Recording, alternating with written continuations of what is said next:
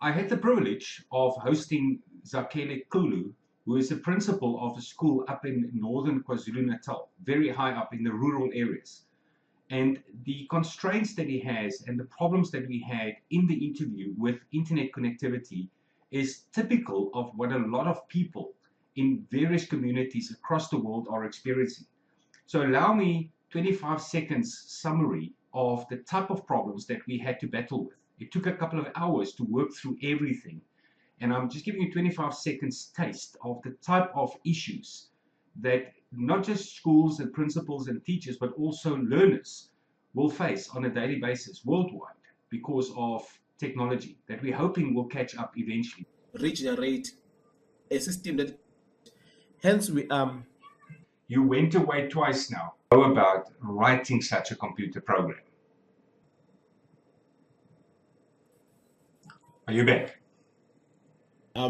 then from there I think that You're basically in duplicate on my screen now, so I'm not sure if you. Jerry, Yeah. Okay, Zakhele, thank you. Let's dig right thank you so into much. it. I want to ask you first of all, to just tell us a bit more about the Zakhele Foundation. But I actually want to point out something that you told me, that you are a Cambridge 2026 Dedicated Teacher Awards nominee. So please tell us about that. What does that mean? What does that involve? How do Yes, we sir. actually get nominated for that? And then in the process, tell us a bit about the Zakhele Foundation. Thank you so much, Jerry. My name is Zakhele Xulu from in a place called Hlobane. I'm a principal at Campus Primary School. I'm working there. I was being nominated to the 2026 Dedicated Teachers Awards by Cambridge. Actually, I saw that one of the teachers nominated me using the LinkedIn account to be Okay. part of 2026 dedicated teacher. It was due to the fact that I'm doing work that is more extraordinary. I'm working in Quantal One School in deep rural areas of Losberg, and it is a multi-grade school. There's a shortage of educators. There's a low number of learner enrollment. But as I'm being able to apply to that school and being assigned to be a principal, I have to go extra mile Hmm. to ensure that the school is daily running. There are programs which I did infuse in the school so that the school can be more functioning very well. So that is why I was nominated. But beside that, I did have an NPO which is called Zakhele Foundation, which seeks to assist the young ones with career guidance, career assessments, and see to it on how to uplift the Black community in our deep rural areas. I thank you. Okay, and when you say deep rural areas, you're up in Vryheid area, northern KwaZulu Natal, is that correct?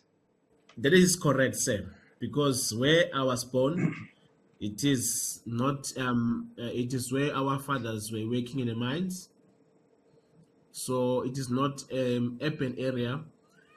We might say it's a semi-rural, but where I'm working now is a deep rural area of Vryheid, which is under a town called Lowsburg. Yes. No, the reason I'm Yes. asking is I'm actually from KZN myself, currently based in Centurion, Oh, in Gauteng, but I used to go all the way okay. up to Ingwavuma, and Ngoma, those areas. I used Ngwavuma. to Oh, yeah. yeah, Josine, yeah, Nongoma. yes, Yeah, yes, yeah, yeah. yeah. So I used to drive up there from Durban, all the way up to that part. I remember how rural. I think it was Nongoma, if I remember correctly, because this was like 30 years ago. Of But course. I think I stopped by Nongoma once, and it was so beautiful there. It's such a beautiful Oh, area. But remote and rural is the correct word, to use for that. yeah, Yeah. yeah, that is true. Still like that. Yeah, but there are so many in settlements, informal settlements that already that has been already generated, and but yeah, it's still the Okay. deep rural areas. Yes. So let's get back to the theme of this podcast. As you know, it's called AI in education, artificial intelligence. And I would like to hear from you because I read your document and will probably refer to some of the answers you gave me as we go along. But what exactly is your understanding and the educational sector, in northern KZN? What is the understanding of AI? And then we can branch further out to AI in education. But maybe let's just get, because I noticed from what you wrote me that, and I've picked this up with many people, not just teachers, is that there's a general understanding that AI is a place where you ask questions, and it can write your essays for you, and it can help you with your homework, and it can help you with your scheduling and stuff like that. I want to branch off a little bit as the conversation flows, but let's just start with your general understanding of artificial intelligence. Thank you so much, Jerry. What I know about AI is that it is artificial intelligence that is that was created to assist us, not only the educators, but in all sectors. As you can remember that some years back, when you wanted to buy something in one of the restaurants, you were supposed to wait for a long queues. But now, if you want to buy something, there's a kiosk machine that can be operated. As a buyer, you are able to select whatever product that you are looking for, and afterwards we are paying on that machine. So that machine is working as artificial intelligence, is there to assist. Is there to make sure that, because we can't say it's a robot, it does not match the features of a robot. No, you're because right. the robot's supposed to move. But that machine, hence it does not move, we cannot say it's a robot. But we can say it is a smart system which is using AI to make sure that it is assisting the business so that it operate on its own, and it also speed up the queue, because with that machine the queue is being speed up rather than to wait for a long queue, to wait to talk to a teller or cashier, if I may say that one. So it is, according to my understanding, it is a machine, it is a tool that is being used or generated to assist us in whatever way possible, because it does assist us even in education. It does assist even in motor industry. AI is there, it also assists. So it's a tool or mechanism that is there to assist us Okay, in whatever way possible. yeah, definitely. I want to add a little bit of context to your answer and ask you to comment on that. I'm sure I saw that you are also involved in coding and robotics. Is that correct? You also provide guidance. Okay, Correct. so let's say I have to write. I mean, what is your subject area of choice? What if you had to go back to a classroom? What subject would you like to teach? Mathematics. Oh, brilliant. Oh, brilliant. I'm also very, very passionate about mathematics. Okay, brilliant.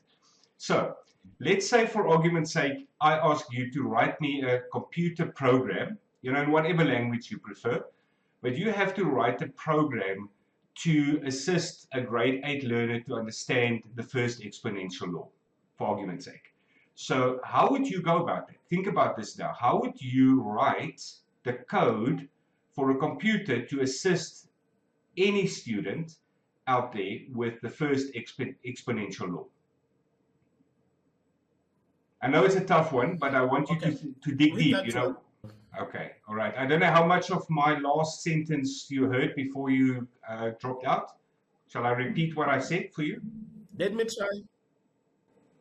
Let me try, because I did hear some of your question, but let me try by saying that remember that it's gone before I do a programming. I have to first to identify what type of the level of my learners or a grade 8 learner. Remember that Mm. hence we are different in our locations. There are some learners which are residing in urban area. Those learners are fast in learning things. We have learners who are coming from rural areas which need a beginning tutorials Mm. to make sure that they do understand. So Yes. I will first try to make sure that before I do a code, I have to understand first the type of audience or that I'm dealing with and their knowledge towards that particular program. And Definitely. by then I'll try to integrate my coding with AI. Hence, I have to ensure that I develop something that is tutorial, for that is in the simplest form for learners. Okay. So you mentioned that you will integrate your code with AI. To Of course. get. But I want to stop before AI. Let's go back 5 years before there was such a thing as AI, and you have to write a computer code to help students with the first exponential law, as an example. All right. So you mentioned something very critical is the level of understanding, the level of skill of your audience, your target audience, which is very important. I mean, you need to put that into your code. You need to write some kind of a crossroad in your code where the student will say, I am proficient in mathematics or I am not.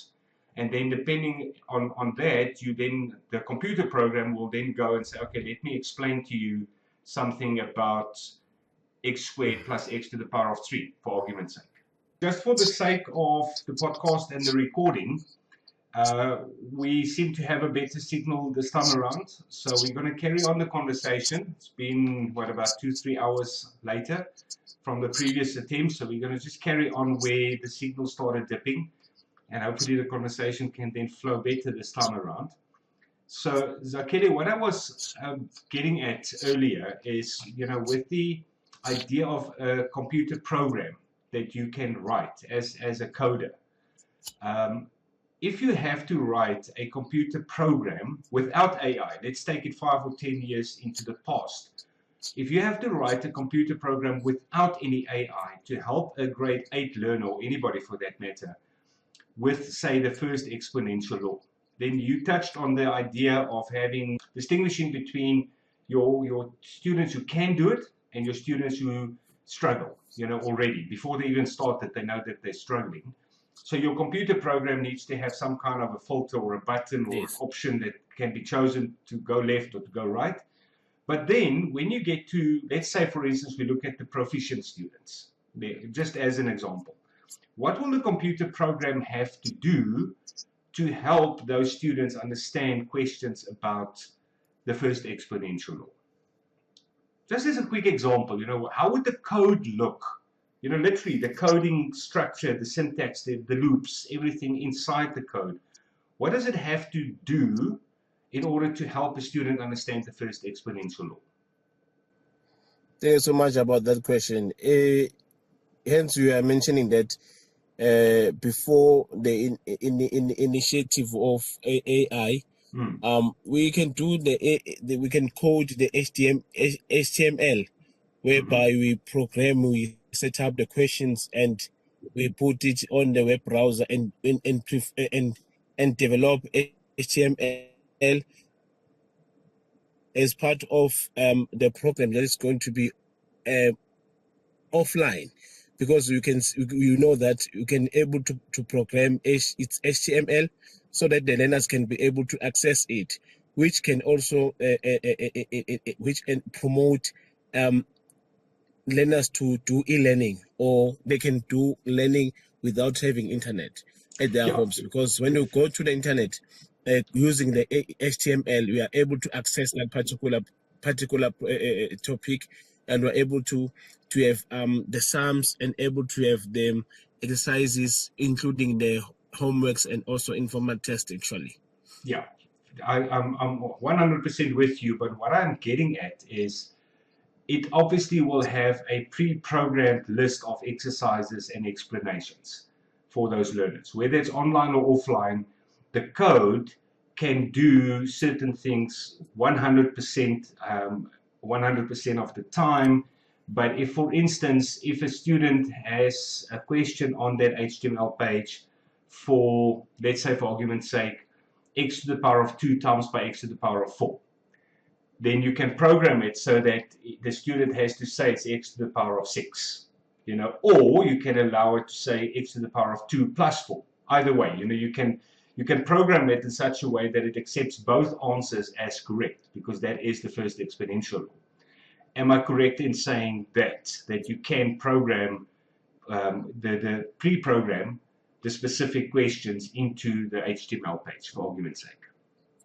You were saying that before you code, that's where you started, your connection broke. You said before you code, and I'm very interested to hear what you were going to say. Okay, I was saying that, Jerry, before you code, it is important to understand what exactly you want to do. What is your intentions about what is your problem? As I mentioned earlier on about the audience, who are your target market? Yes. Then after that, you are trying now to trying to leverage your coding with the type of that particular people that you are working with. What is the outcome of that particular coding? As we mentioned earlier on, we want to do coding for mathematics, which is going to give a learner some more time, even at home, to work on a system, even if the system is offline, but the learner is able to work on the system. Hence, we do have e-learning programs. Some of these e-learning programs, they are zero rate, they are zero data, which means that they can work even there is no data, but due to the fact that they are connected to the network, they are working. So in simplicity, I was saying that I do agree on what we have already asked, that we can able to put whatever we want, but the most important thing is to identify and also to know what is the problem that you want to address and who is your target market. Okay, but let me put that back to you, because essentially what we have discovered is that you can pre-program an HTML page or Python or anything like that to teach the student. But is it possible, and here's the question that I'm heading towards, is it possible to pre-program every possible question that the student can ask? So you can, for instance, coming back to the example, you can program the HTML page to say x to the power of 2 times by x to the power of 4 is equal to x to the power of whatever, and the student can either type in 6 or 2 plus 4. You can pre-program that. But if a student comes and says, yes, but I've got a question, ab to the power of 3 times by ab to the power of 4, completely random question, and your program doesn't know how to deal with that specific set of variables and exponents, what happens in a traditional coding environment? Can that help the student? I think actually, yeah, I think it can work, because remember that after the issue of coding, it's whereby you design the coding and the learner responds, but it's sometimes the learner get more frustrated about the question, or learner want to ask question.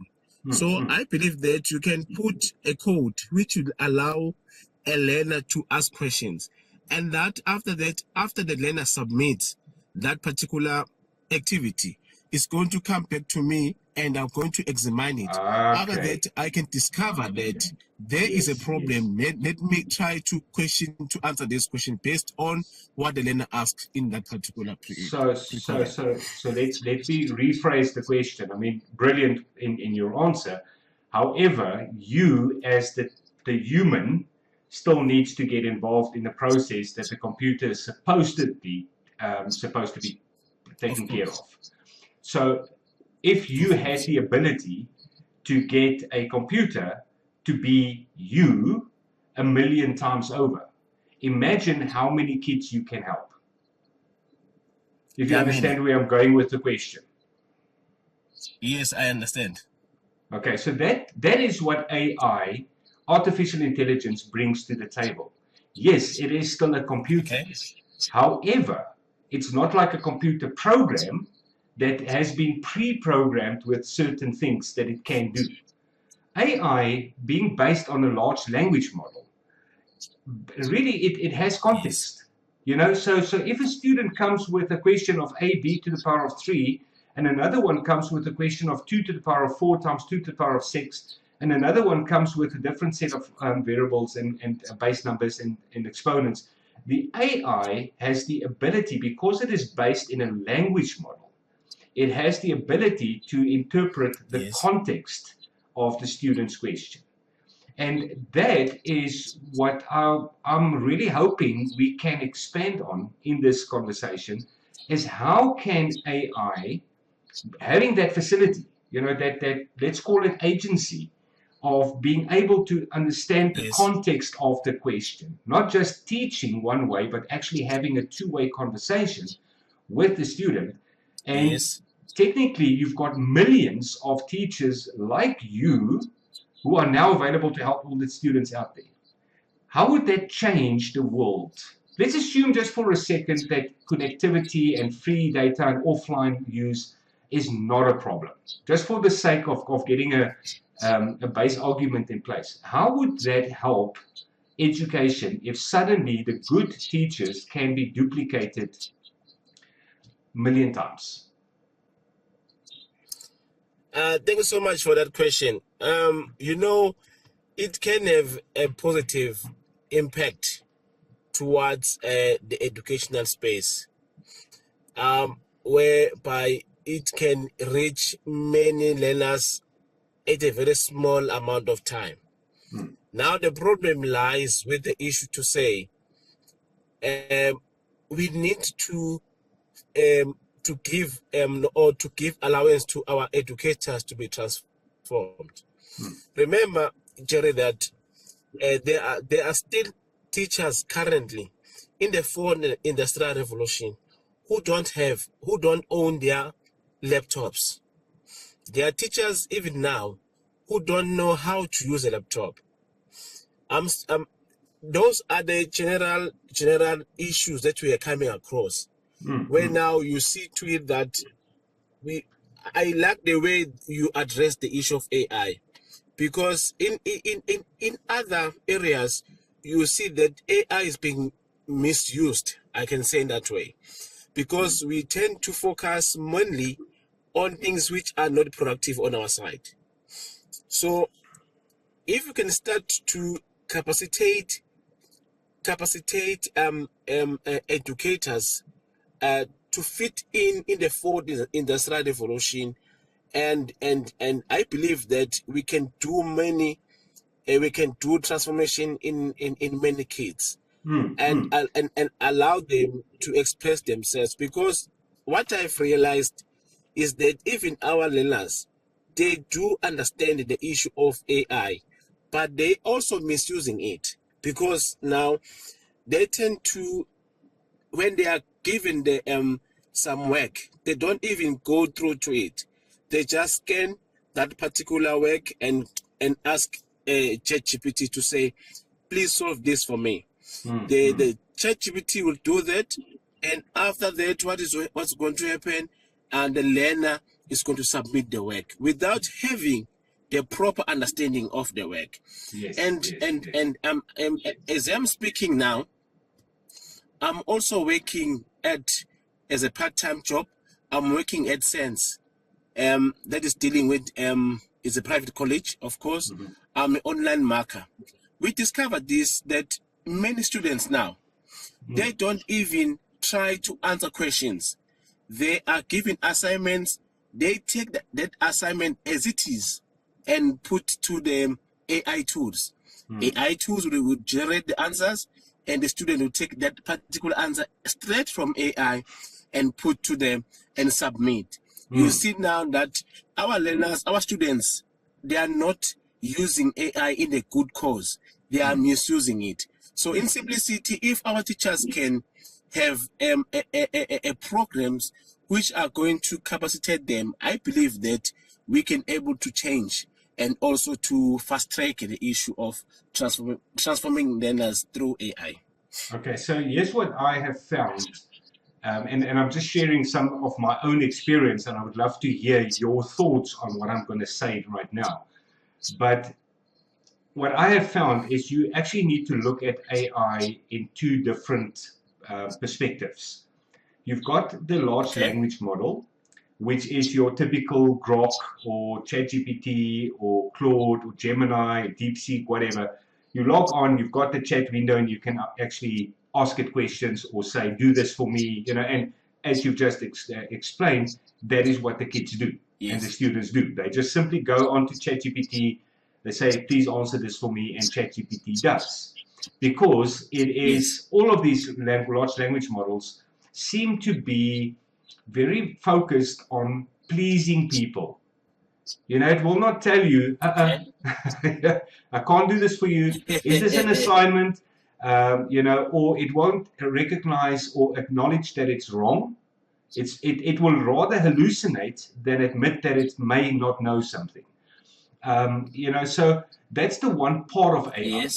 It's the large language model. But then the other side of AI is what they call agents, the agentic approach, where you actually train your AI to do something. And my question really is, if we look at an agent for AI in education, not the large language model, an agent that follows a certain pedagogy, specific pedagogy, not like the large language model that just wants to please and just gives all the answers, but actually teaches line by line, step by step, stop every so often and say, are you with me? Do you understand? Is there something you want to ask me? Because now we harness the power of that context awareness of AI. Because any student can stop at any point and ask any question and say, no, sorry, I just didn't understand what you just said. Or another student will stop at the same place and use different words to say, I'm not quite following what you've just said. And the AI has the ability to interpret all of them in the context of a student missed something in the previous step. Which is why this, I started this question with reference to a computer program, because you cannot program all of those millions of variables into a single line of code. But with AI, you can let it actually evolve into the context of the conversation within a certain guardrail, which we call pedagogy. And I would love to hear what you think of that. Thank you so much about that information that you share with me. I've discovered something some last week actually, whereby I want to start by saying I do agree with you on the first one to say, can we move with the one which gives you steps rather than to have the version which gives you all the answers? Because that one who gives you all the answers does not give you how to arrive in that particular answer. So I was saying that last week I was so surprised that as educators, some of the educators, they want lesson plans, lesson preparations from AI, of which it might be good to others, but when you look at, they forget to put the sources, to create a source, to say, I do need a lesson plan, but can you please focus on CAPS? Can you please focus on ATP? Can you please focus on the program of assessment? I want you to compile this based on this one.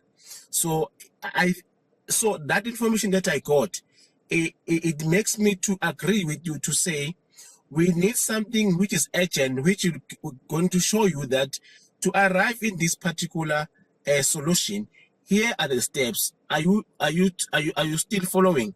If you say no, please simplify for me, it will simplify for you, so that you can able to have a method, and also with the able to have the sum, not to have a sum without a formula or a method. So I do agree with you 100%. Okay, so yes, here's the potential problem that I see.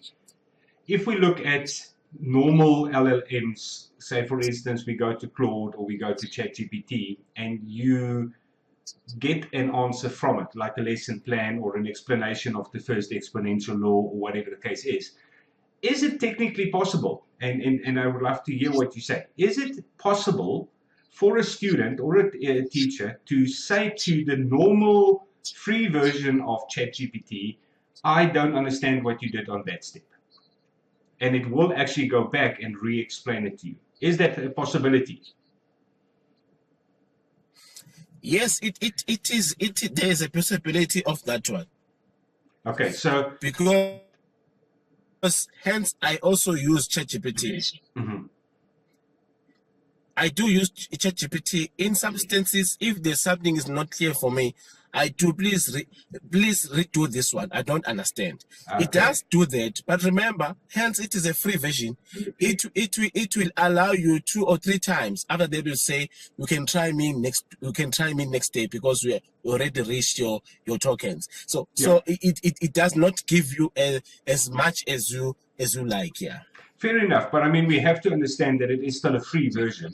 So, they obviously can't just give everything away forever for free, because then they won't exist next year this time. But what I'm getting at is that if you or me, who understand what the learning process is, go to normal free ChatGPT or Grok or Claude, and we get something that we don't understand, you and I will actually say to ChatGPT, go back to that line and re-explain it to me. It's possible, and it will do that. Yes. The real question is, will a typical school student do that? Will they actually have the presence of mind to stop ChatGPT and say, go back and re-explain? Or will they just say, thank you very much, I've got what I needed, the final answer's in the last line, and my homework is done for the day? So I gather from your laugh there, we are in agreement that the typical student will not do that. So what we need to do... Will not do that. Yeah. So what we need to do, and as an educator, I need for you to comment on this. What we need to do is to actually have an agent that by itself doesn't go faster than one step at a time. So it forces the student to think and ask questions, think and ask questions. Yes, I understand, I'm with you. Do this, do that, before you can carry on. I was speaking to, on Friday, I had the very first episode of the AI in Education podcast. And I was speaking to a lady who wants to use AI for learning, reading and comprehension. Reading with comprehension and spelling. That was her take on AI, because that is her reference field. And the conversation flowed to the point where she was saying, but what about normal hand movements for a 2-year-old? Can AI help to judge whether a child can cut a line on paper with a pair of scissors? No. No, it can. No. It can. Let me explain to you how. So let's say, how? Obviously a 2-year-old is very young, so there needs to be adult supervision. So let's assume that as a given, there's adult supervision. But what you do is you let the child take the pair of scissors and the paper and cut, and you take a photograph. And you take that photograph and you give it to the agent that has been trained in what to look for. So that agent will look whether the left hand holds the paper correctly, whether the scissors are in the right fingers on the right hand. And if it's not, it will flag that as, whoa, stop, don't go forward. And, different steps along the way that a human will judge whether the child actually has mastered that motoric movement of cutting a piece of paper let's say a spiral, cutting a spiral. As a Yes. human, you would watch different points along the way. And you can get your agent Yes. Yes. to evaluate the same thing just by virtue of somebody uploading a photo and saying, I'm Wow. not proceeding with the next step unless I get a photo from you. So you upload the photo, it interprets that photo and says yes or no. That's how brilliant the AI is as an Wow. agent, as an Wow. agent, Wow. because it's trained to do that. So you can think of anything. I mean, in robotics, you can train an agent to say, I need a certain, I don't know what language you use in robotics. Is it the Arduino chips that you use, or Yeah, what we are computer using. language? Let me start by saying, no, thank you so much about what you've shared with me. Indeed, we are lifelong learners. I didn't know that AI agent can give learner a marks based on the assessment on that one. With calling robotics, remember we have two versions. There's a plugged and unplugged. So with plugged, we can try to check because currently we are using Scratch as one of the a basic application for grade 4 learner. You can able to train a AI agent to see if the learner is able to give a correct instructions for the sprite to function the particular task, because there are many tasks that are there inside. I mean, we can take it further. We can talk about all subjects. You can train an agent to stop at certain given points and check and evaluate before it actually is allowed itself to go on, which you don't find with free AI. So really, the question is, from your work in Northern Natal, and I'm sure you're working all over the country. What exactly would you say is the potential of AI in education then, knowing what you know now? What I've learned now as we speak, as we do this conversation, I've realized that AI can do more, can maximize productivity, can also, with the side of agent, can promote critical thinkers, because you're going to ask, it's going to be like a conversation between two people, where a learner is able to ask to the agent. So it's not going to be like a learner is asking something to AI. AI is producing to a learner. Learner is not asking anything. But with an agent, I saw that the agent can be more interactive, in a way that a learner will also be creative while learning from agent. The learner will also be being able to have a problem solving skills while learning with through AI.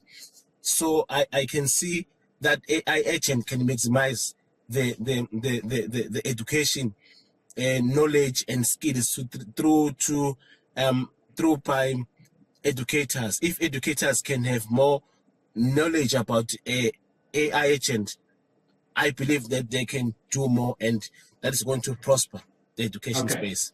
I want to read something to you. Normally, I do this Yes. at the start of the podcast, but I think this is now the perfect time for it. It's a summary of an article that I found online, and it's called "Welcome to the Iron Age of Education."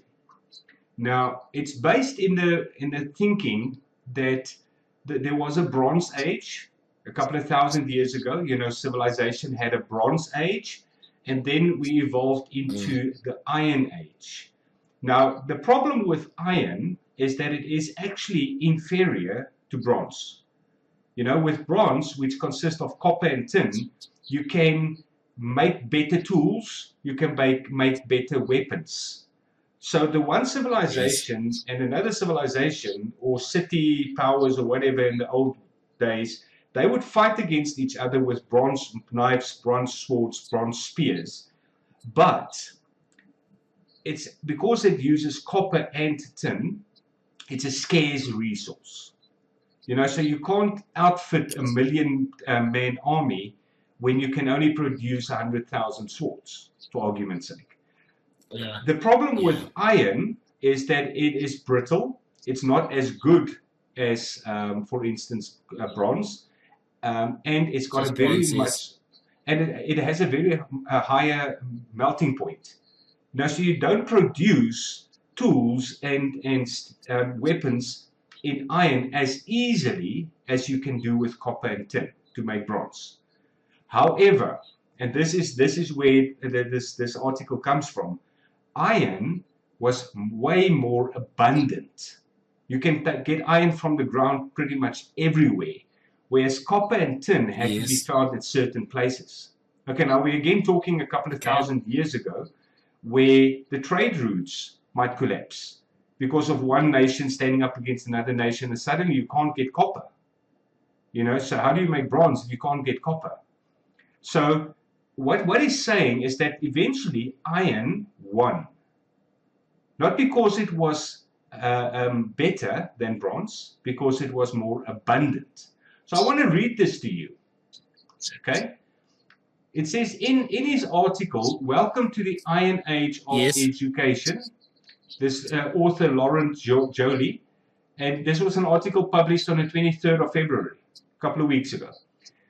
He argues that iron did not replace bronze because it was superior. It replaced it because it was abundant. Bronze was powerful but scarce. Iron was widely available. And when societies needed to scale up, abundance changed everything. So as we begin today's discussion on AI in education, that analogy frames our conversation. Like I said, this is normally what I would do at the start of the podcast. Okay, so I'm a bit late with this, but the analogy of iron being abundant and copper being better needs to frame the conversation. And this is the important thing. The issue is not whether AI replaces great teaching or great teachers, but whether abundant, accessible tutoring time can help us address learning gaps at scale in a world where scarcity of support is the real challenge. We know that teachers are in short supply. We know that classes are full. We know that teachers can't get to every single student. So the question is not whether AI is going to replace a teacher. That's not the question. The question we need to answer is whether AI can support the great teachers. What do you think of that?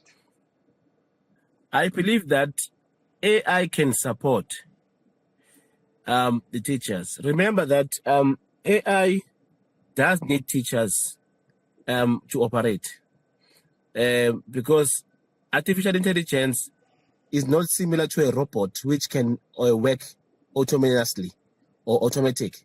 With AI, you do need some a teacher expert or someone who's going to give a prompt message to AI. It is indeed that, and it is true that AI is not here to take some work for educators. AI is there to assist educators to make their lesson be more productive. Remember that there are some educators who are teaching 4 different subjects, which needs 4 different lesson plans, 4 different activities per day, so that the subject advisors, if they visit you, if they count the activities, they will tell you that you are far behind. Not knowing that we are overwhelmed by the work that you are doing. So AI is there to assist, because when we checked last time, if AI can generate a lesson plan for an educator, it can take a maximum of 2 minutes. That is a maximum number. So now you see that if teachers can be more drilled, more trained on how to use these tools, teachers will try now to have another picture of AI, because currently teachers, when you talk about AI to them, it's like you are saying their work it's at risk. They are going to be retrenched in any time. But I used to say to tell teachers that a teacher with a computer skills is better than a teacher without anything. Because to operate with AI, you need to have a 21st century skills. You need to have adaptability. You do need teacher skills. So all these skills can able to assist only if the teacher does have the computer skills. Well, yes, but then again, we can look at this and say, okay, do we really want to turn a geography teacher into a computer expert? You know, is it really worth the effort of taking somebody that is, for argument's sake, a language teacher and make them into a coding specialist? No, I think with that one, remember that AI does not really need coding aspects or coding technicalities. It needs someone who's able to work with the computer, to understand, to interpret, to analyze. Let me, as we alluded earlier on, we can't say to AI, please generate a lesson plan for mathematics grade 4. AI will generate that mathematics part. It might include a curriculum from Finland. It might include the curriculum from Zimbabwe. It might include the curriculum from Lesotho, because that information, that message is not direct. So in simplicity, a teacher, even a language teacher, even a science teacher, even a teacher with tourism must be able to have skills so that he can prompt correctly the instructions to AI.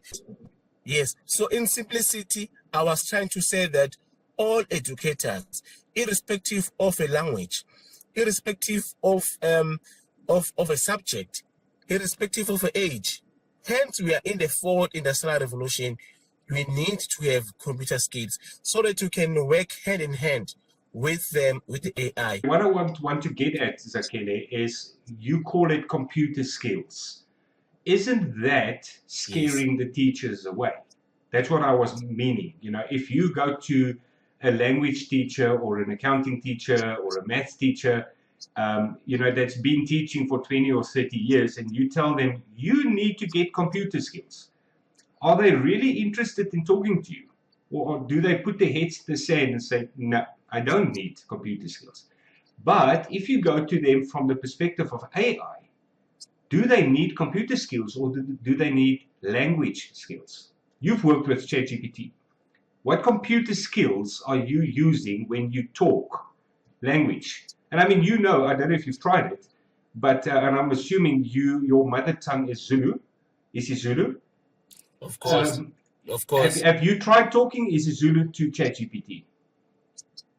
Many times. And it responds perfectly. Perfectly, yes. Yes. So, I mean, even talking in your own language to ChatGPT works. But there's no computer skill as such. You just need to be able to articulate, and that's what the word you used there was the important word, prompting. Prompting is the key word.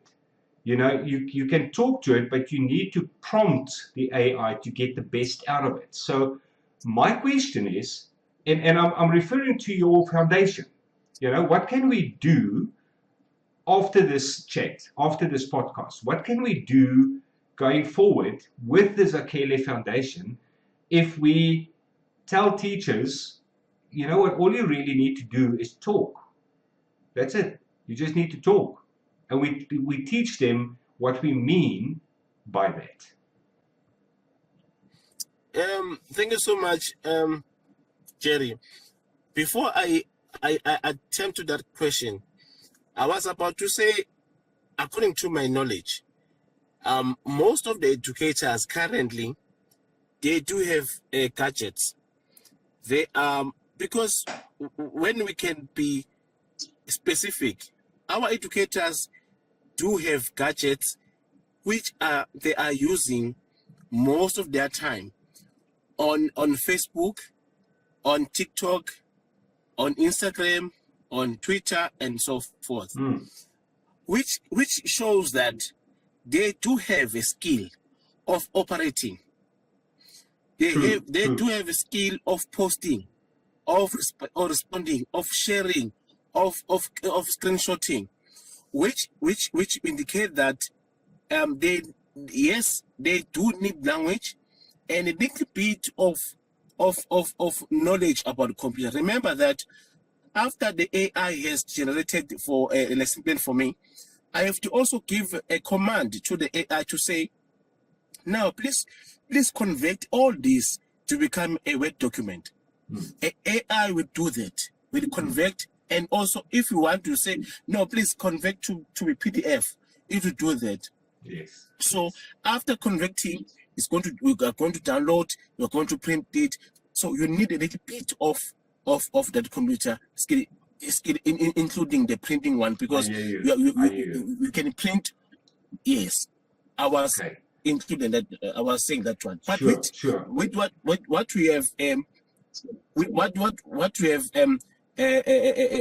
shown about Zakhele Foundation, I'm about what actually I do some training for educators in some programs.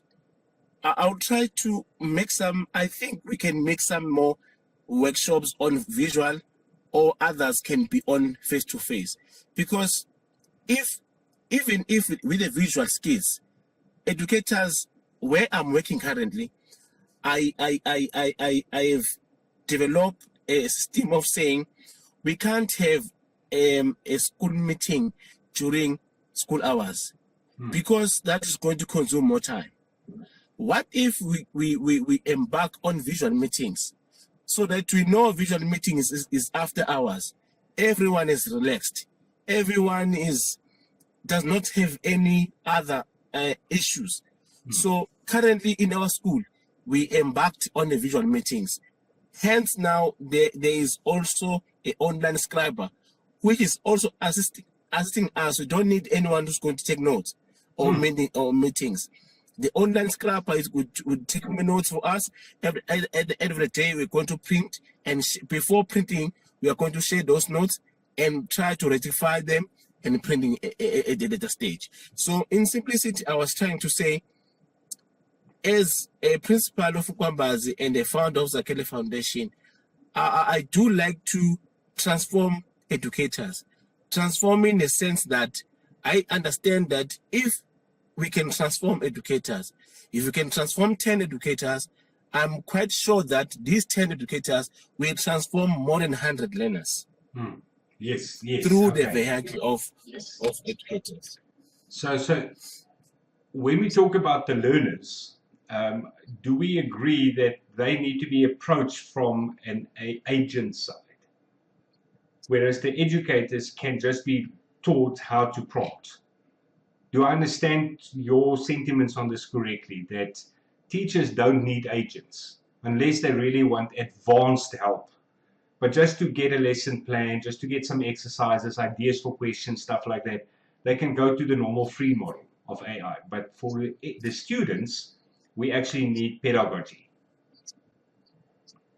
Yes, I do agree on that one. But also educators do need agents, because you see that in our schools, in the public schools, you find that a teacher is specializing with particular subjects, whereas where he or she is working, they are giving him or her the subject that he didn't major with or specialize with.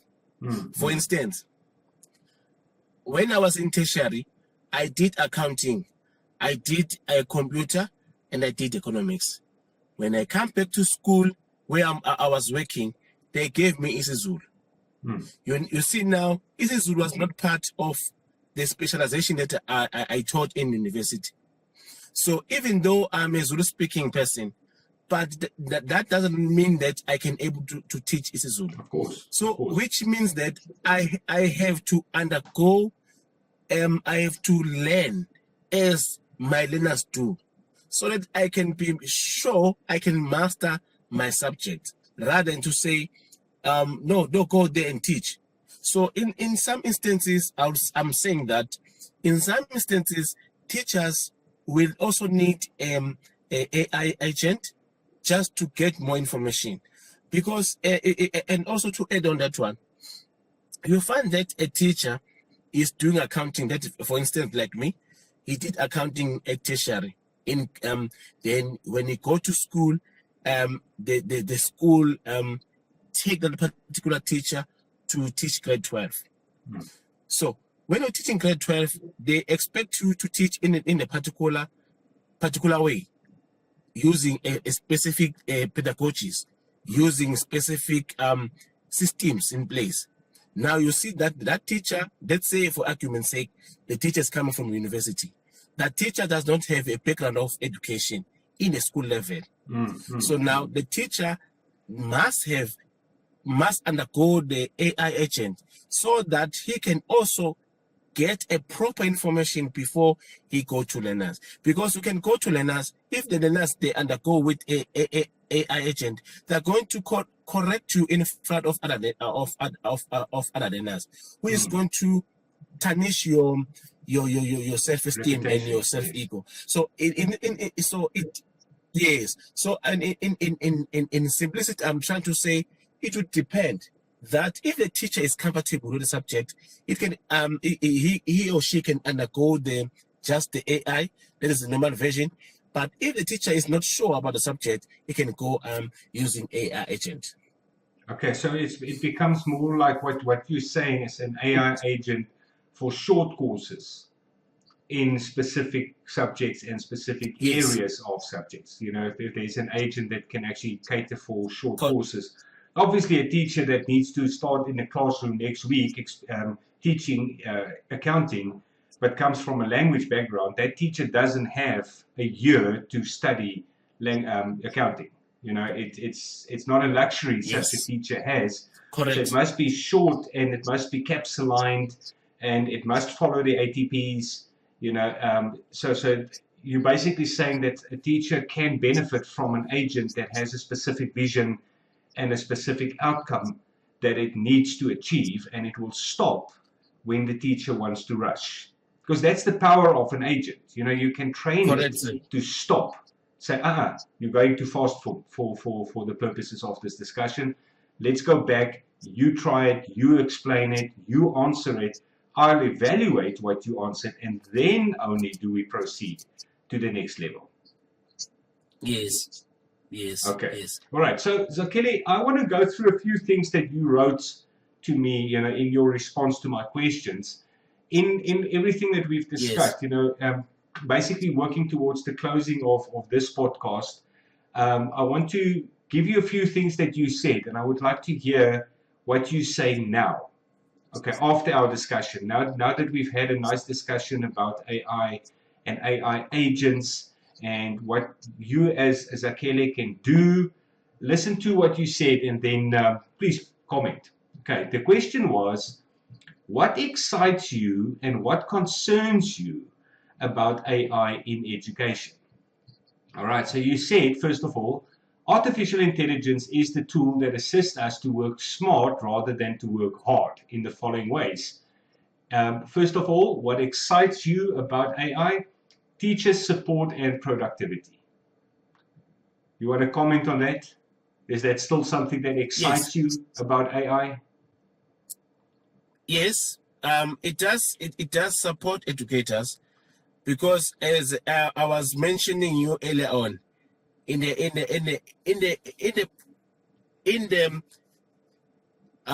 way that you can find in a situation whereby a teacher is teaching more than 5 subjects with different grades, you find that the teacher is more frustrated. Remember, now we are coming to the March assessments, so he must able to give formal task, memorandum, a grid analysis, and using a Bloom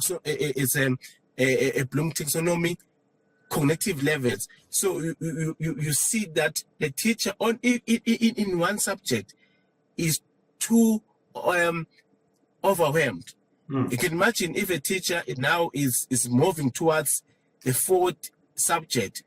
Now the teacher will try to will become to say, no, this week is too much for me. So I don't feel it anymore, because we can find that, Jenny, Gary, that in some instances, some educators, they took a long leave, not because they are sick, but because of the workload that they have encountered. So I believe that AI is there to ease the burden for educators, and including the principal. Yes. Yes. Okay. Then you also said what excites you about AI is digital skills for the future. We are in the fourth industrial revolution with 21st century skills, so it is important for educators to align themselves with changes in technology, which includes AI, with grammar checking, researching information, etc. Principals can use AI tools to draft donation letters to various companies, drafting proposals, etc., and introduce learners in coding and robotics. I think we've answered that question a few times in this conversation, but is there anything that you still want to say about that? Yes, I would like to say that, Jerry, I have 2 years in a principalship. I started my principal on the 24th of January 2024, and this year is my 2nd year in the office as a principal.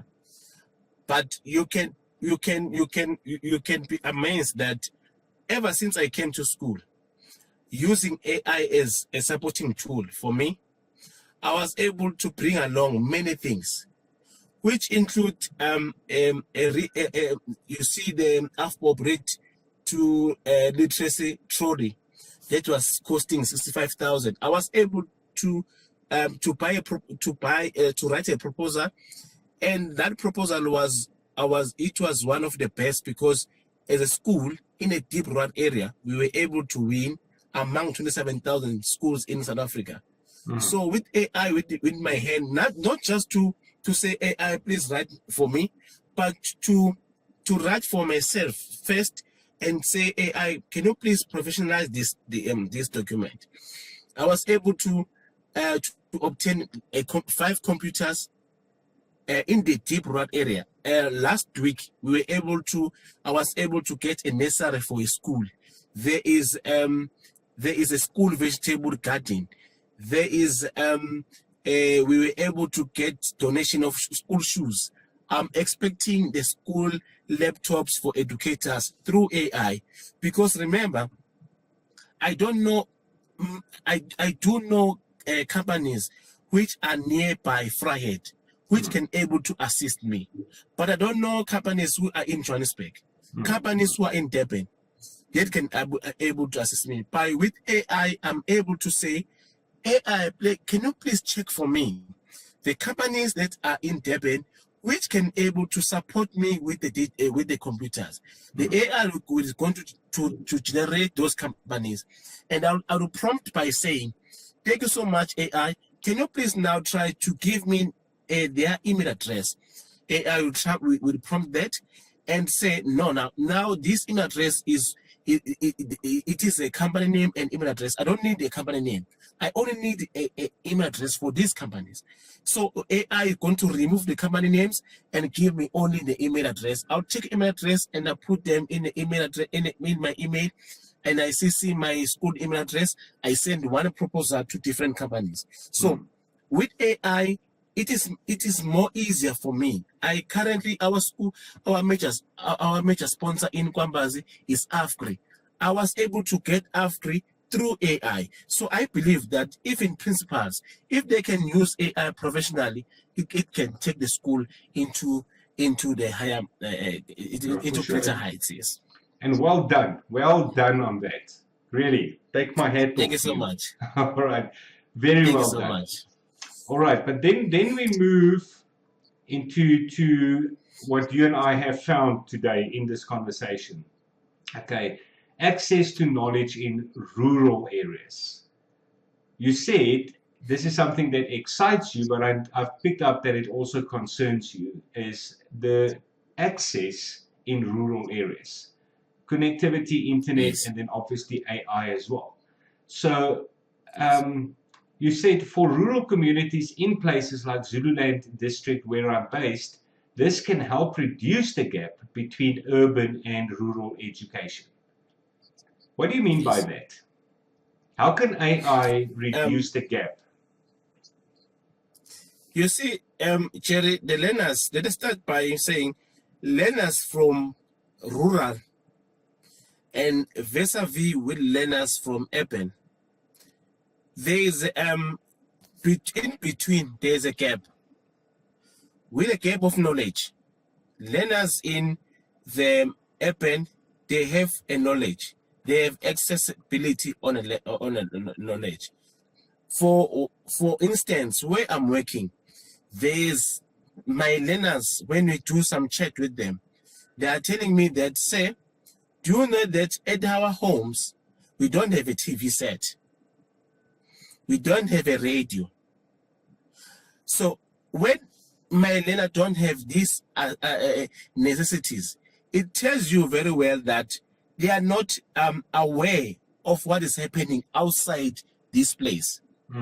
They are not even aware that they were surprised that at some point I was in a conference center in OR Tambo, a Beachwood Hotel, where President Cyril Ramaphosa, I was shaking hands with him. They were so surprised because some of them, they don't even know who is Cyril Ramaphosa. Wow. So, yeah. So in that area, it's showing that my learners, I need to equip them to be more equal with learners in towns, learners in townships, because those learners, they have accessibility in information. And in our learners in Kwambas, I have tried. As a result, I didn't know that I put it in that document. As a result, I was named as #1 best teacher in KwaZulu Natal because I was able. Thank you so much. Yes, I was able to take to infuse the Google services like a Google Classroom to make sure that my learners, even though they are not having the gadget, but I do improvise with my cell phones to give to them to say, here is an activity. Can you try to write this activity online?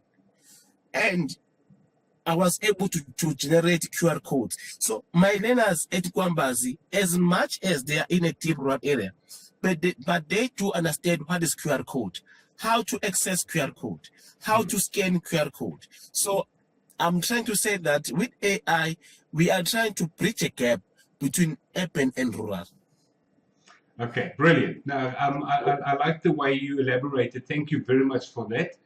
So let's move on to your concerns about AI. And again, we have touched on this before. Inequality in access. You say that there are many schools without reliable internet access, devices, and electricity, so which hindered the usage of AI tools in schools.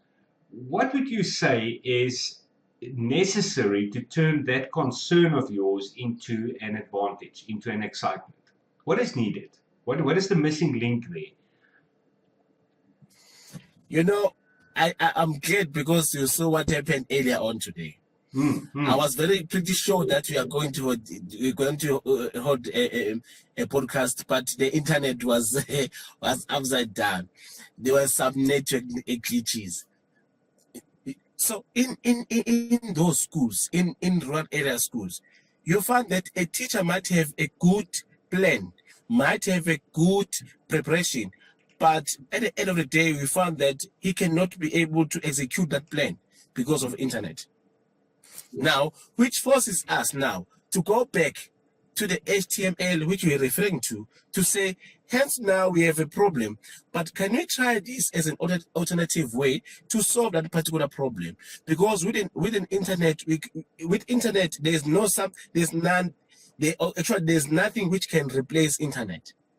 If you don't go online, you cannot access information. So with online, we are able to go even overseas with online if you with a good stable internet. So with such instant, it makes a life so difficult for an educator, not only educator, but for a learner, because a learner at the end of the day must have to learn. Yeah. But okay, so just rephrasing my question, that's the constraint that you have in the rural areas is connectivity. Yes. How do we overcome that? What is necessary to overcome that, to turn that into an opportunity, to turn that into an advantage for you and your teachers? What is missing? What is the missing link? You know, where I'm working, really, Jenny, Gary, is so difficult to say, because you saw that there are many areas without a signal, whereby there is none. There is none. Not because it is on and off. No, it does not even connect. So, which tells you that what is missing there is a signal, but which does not allow me to say I can say it's only signal, which forces me to say there are other plans, other systems that we can infuse as educators, which speaks to the issue of apps, which can be able to give learners information. Where I'm working, I will try to refer where I'm working, because that is where I get information. When it's raining, it's a gravel road. When it's raining, and it's a gravel road, plus it does have the old bridges, the one that was built with the stones. So when it's raining, heavy raining, the first problem that the road is slippery, such a way that you cannot eat going to school. The second problem is that those old bridges, there are too water flow on top of them in such a way we can't even see a bridge. So, which tells you that if the rain can take 3 to 4 days, our learners are going to miss learning for 3 to 4 days. Which now gives us the idea to say, how can we try to come up with a system which is going to assist our learners in this regard. But I do like your improvisation technique of HTML. You know, because HTML is something that can run inside a browser, but without the internet. If you have all the files and the images and your CSS logos and everything, if you've got all of that, which AI can do for you like that, you can basically give students those 4 days worth of work offline. You know, as long as they've got some kind of a device that can run that HTML file, they can actually do it offline. That's such a brilliant approach. Congratulations with that one. That is really very, very innovative. Thank you so much. And what I've done is that I have created a WhatsApp group for parents to say, this WhatsApp group is only dealing up with only about the updates, the current news and so forth. So if we encounter a problem where a teacher is not in, but we must make sure that the work is being sent to the group for that particular parent who is concerned to give to his learner. Now we are working so hard now with the issue of HTML. I'm trying now to make sure that even my educators, they understand how to do it using AI, because it is going to serve a purpose if I'm the only champion within the school who is able to use AI together with HTML, because which to tell you that if I'm not around, there's not going to be used by anyone. So I have to educate my teachers. We need to change that, where the ability to create an HTML page becomes second nature for the educators. You know, it must be something that Thank they you so much, actually sir. do because it helps, not because it creates more work, because it actually reduces the workload. You know, I can think in my head about the lesson plan. You know, for the whole year, Yes. you can actually take a CAPS document or the ATP document and give it to ChatGPT and say, I want you to put this into an HTML document for me, broken down in every week in a term plan, a week plan, and a lesson plan. And it will do all of that for you, and it creates the buttons and the styles and everything. You know, in a couple of minutes, you'll have your web page that runs offline. And if you want to know, for instance, or let's say, for argument's sake, a teacher wants to update the term plan to say, you know what, this topic is done, you can build that into the HTML to press a button, and it will automatically store that and flag it as done. You know, the teacher can have a report on everything by just prompting correctly. So it comes back to that idea of taking the educators and teaching them the power of prompt engineering, because if you can ask the right questions, you can get the right answers. And AI can do so much. Yeah. Yeah, okay, cool. All right, then you also said a concern about AI is an over-reliance on technology. You say educators and learners might depend too much on AI that will compromise the creativity, the critical thinking, the problem solving, innovation, etc., which might be a worrying factor for the future. This will lead to plagiarism, and learners will submit similar work and work that they didn't produce themselves. I think we did address that to a certain point where we referred to an agent as the learner interface. But you want to comment on that any more? You want to say something on that? No. On that one, we have already touched it, and we have already have answer for that one. It's just a matter that learners they don't need to focus more, because they only focus on the given answer. They don't ask anything. So I think that one we have already answered that one. Yes. Okay. Then my next question was, if you could design AI for education from scratch, what is one principle it must absolutely respect in your ideal world? And this is, I'm going to read what you said initially, and now after our discussion, I would like to hear whether you still stick with this or whether you want to change, you know, whether there's something that you can say differently this time around. You said, I would recommend the following. Work in low resource environments, including offline versions, so that the AI can be accessible to all, including rural areas. All right, you said support teachers rather than replace them, respecting the professional role of teachers. Provide personalized assistance so that both struggling and advanced learners receive appropriate support. Be accessible in multiple contexts, ensuring cultural and linguistic inclusion, and assist learners with learning challenges, barriers, and also inclusive education. Now that's brilliantly stated, but do you want to add to that, or do you want to modify that slightly after our discussion of today? You know, Jerry, with what we have discussed earlier on, and what you have given, the insight that you have shared with me, it indeed it opens some more eyes for me to say AI can do, for instance, of a learner that can cut a paper with a scissor. So with the AI can able to give marks to that particular learner, but when we are using in a correct manner. So it is just an eye opener for me to say, in actual fact, AI can do anything in the world. However, it must be given a proper information, a proper instruction, because with a proper instruction, you are going to receive a proper information.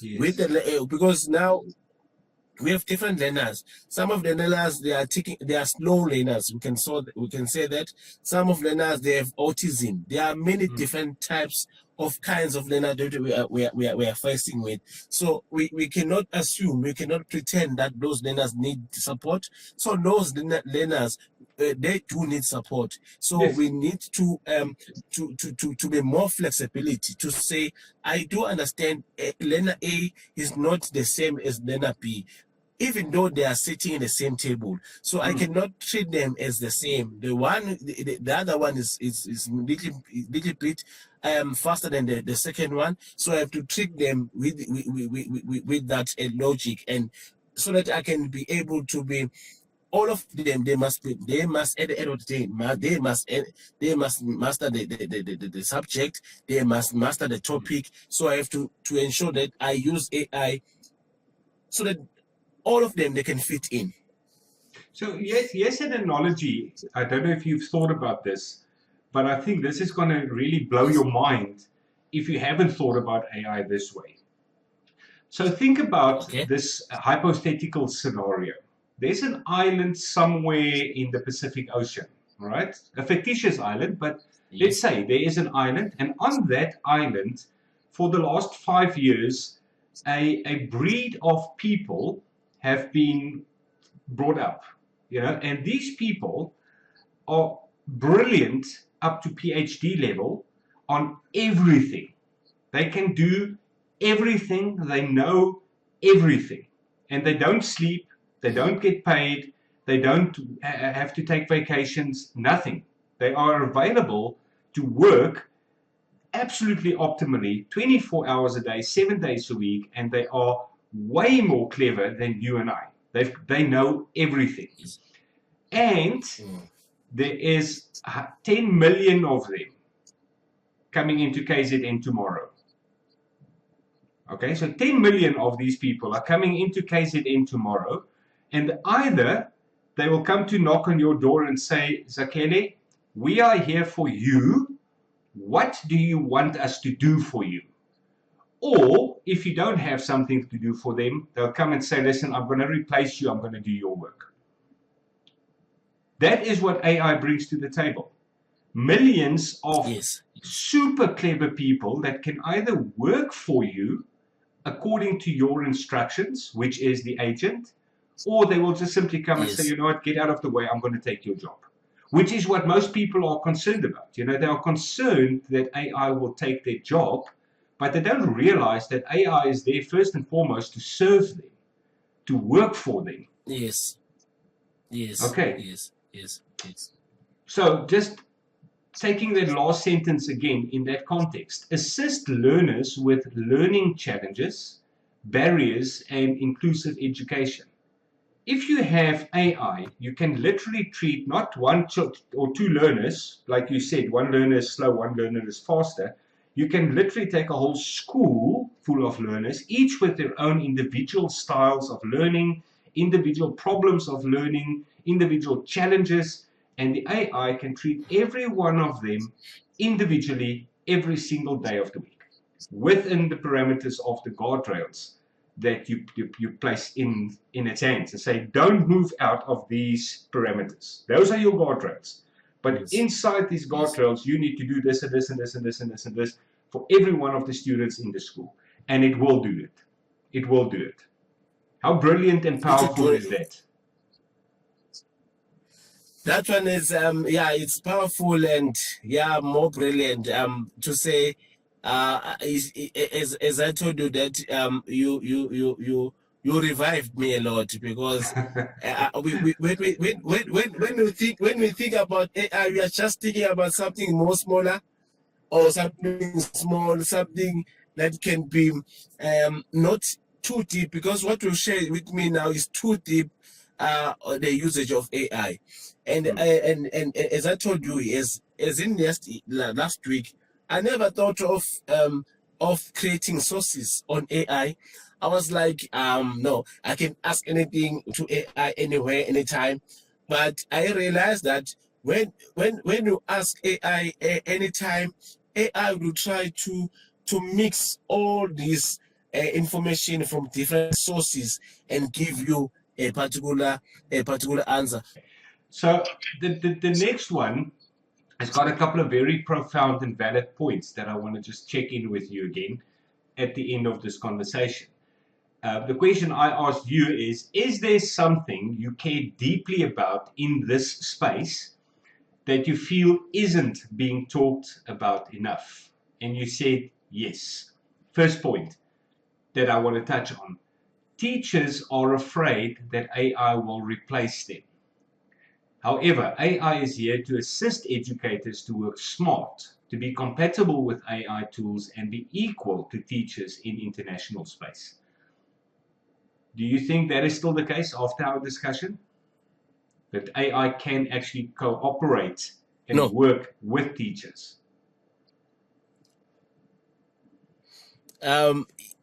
What we spoke earlier on, I would say that as much I was sharing my views on towards the podcast, but I now see and able and understand that AI is not here to take some work for educators, but AI is there to support, to integrate, to make teachers being more equivalent, more knowledgeable.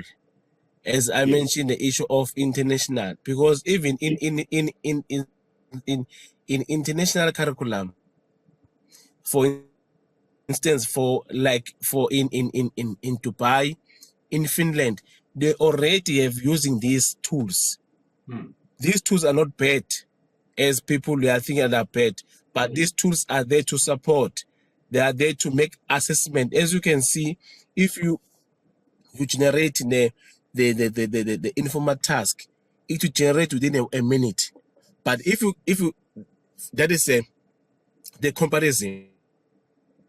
But if you can take that particular text or scenario and to say to ChatGPT, can you give me an informal test for this scenario, and make sure that you're using a Bloom taxonomy, make sure that all the cognitive levels are balanced, and check the time vis-a-vis where a teacher is doing that particular activity. You will find that ChatGPT, the time is always faster than a teacher, because teacher used to apply your mind, but with ChatGPT is going to just quick give you a balanced paper, and that paper, it can be moderated, it can also be fine because it does balanced. Even if what I saw, even if you analyze the result, you take the result and put to ChatGPT. ChatGPT will analyze the result on its. Remember, looking at the higher schools where a teacher can teach 400 learners. If you say now you must do analysis for these learners, a statistical one, it will take maybe 2 hours for that particular teacher. But with the AI, it can take less than 5 minutes to analyze using the statistical analysis. Yeah. So ChatGPT is here to assist us. I think what is just important to point out, just in case somebody comes into the comments of this YouTube video and say, but you know what, ChatGPT can hallucinate, or AI can hallucinate, or it isn't always right. Yes, AI. I think what is very important to point out is that when we say AI can help with statistical analysis of 400 learners, or AI can help with producing a worksheet or an assessment that's balanced according to Bloom's taxonomy, that can actually get the mark allocation right. So if the test has to count out of 30, it can actually do that. If it says the test has to count out of 60, it can do that. Balanced everything. I think what is important is that we are not saying that there is no human oversight. A teacher will still look at the result of that prompt and say, no, this isn't right, this isn't what I asked, or something. Yes. So we're not taking away the teacher and the educator and the knowledge of that teacher and educators out of the equation. We're saying AI can make them more efficient. AI can make them faster so that they can focus on what they can do well, which is teach, and spend less time on the admin. of compiling papers of and course, doing yes. statistical analysis and Bloom's taxonomy and all of that admin that gets loaded onto teachers. We are saying AI can take care of that and free up the time for the teachers to focus on what they can really do well. Am I right in saying that? Yes, you are 100% correct. 100% correct. It's there to support. It's there to interact with educators, not to work against them. Yeah. AI tools are here to assist us. Okay. So maybe as educators, we have to embrace change. We must not be in a denial stage to say we don't want this, but we must look and look too close on what is the purpose of AI in our lives, not only in our lives, in our field as an educator. How AI can assist us not to be as in one, because in this instance, AI is not an enemy to us. AI is it's here to assist us in many ways. It's knocking on your front door and saying, "Here I am. Use me. I'm here. I can do everything. I can do anything. Use me or lose me." That's basically what AI is saying. Okay. Yeah. Thank you so much. Thank you so much with that, Jerry. Thank you so much with that caption. It's either use me or you lose me. Yeah. Okay. Thank you so much. Yeah, I like that one. I want to just include the sentence that you wrote, because this is very, very valid and profound. You say, educators understand learner behavior, classroom dynamics, and curriculum requirements. If AI tools are developed without this insight, they may become technically impressive but pedagogically weak. So teachers should be co-designers of AI. It's a very, very valid point that you made there, Yes. which addresses what we talked about before, that AI is not here to replace teachers. Yes. It is here to support teachers, to make them more effective. And that sentence actually sums up the whole thing, for teachers who are scared about AI taking away their jobs. It's not, as long as you can use it properly. Okay, so I think that is about it. For this podcast, Zakhele, I want to thank you very much for your time, for trying again. Thank you, despite the logistics and the poor network connection. You stuck with it. You kept coming back to the conversation. So thank you very much for that dedication. I really appreciate that. Oh, thank you so much for giving me this opportunity. You see, I was so humbled and honored to receive your message on LinkedIn, because we do post on regular basis. It's not that we are posting for likes, but we are showcasing that we can do a good job. We can do amazing work in where we are working. So having someone who recognized your work that you are doing, indeed, it is one of the messages that I'll keep. Actually, I already screenshot it. I'll keep in mind that at once I did something that attracted someone outside in Johannesburg.